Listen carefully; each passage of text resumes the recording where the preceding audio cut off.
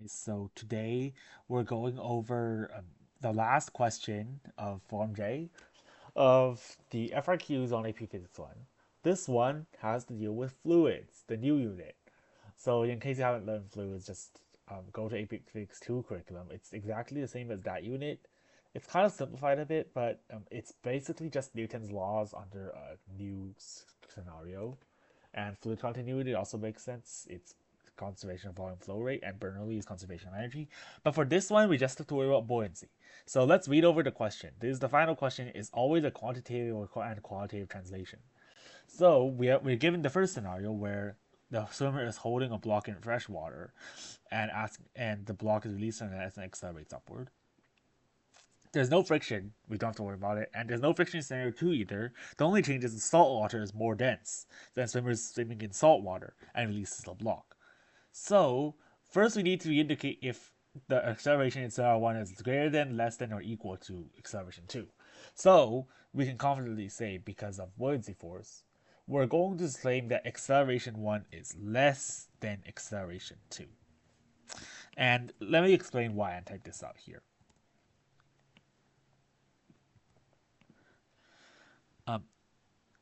Because the same block is being used in both scenarios, the block has the same mass in both scenarios. Therefore, the gravitational force acting on the block in both scenarios is equal in magnitude.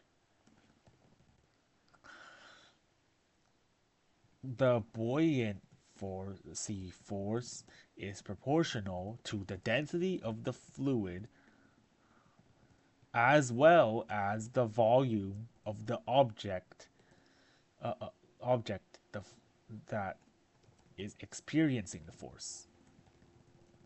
Since the block experiencing the force is the same in both scenarios, the volume of the block is constant between scenarios.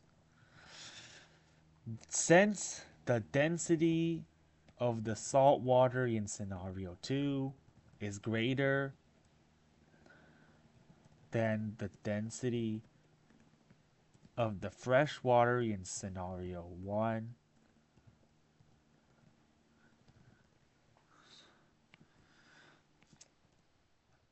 the block in scenario 1 experiences a greater of buoyancy force of greater magnitude than the block in scenario 2. 2 and 1, sorry. Scenario 1, since both blocks are accelerating upwards, the net force on the block in blocks will be greater when there is a greater upward buoyancy force acting on the block. Therefore, there is a larger net force. There is a net force larger in magnitude acting on the block in scenario 2 than the block in scenario 1, since the net force on an object is proportional to its acceleration.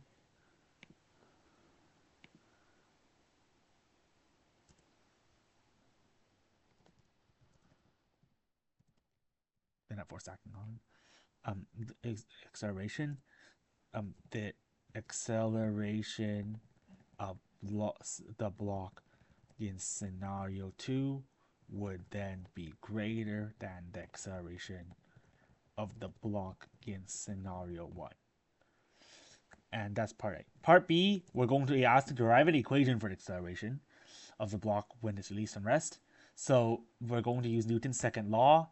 And here we have the net force here. So I'm going to label F net.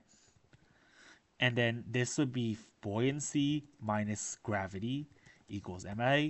And we do have this here. And then we have the density of the fluid, rho vg, for buoyancy minus mg equals ma. And then we can simplify it as a equals no, L over m, rho times v times g minus mg.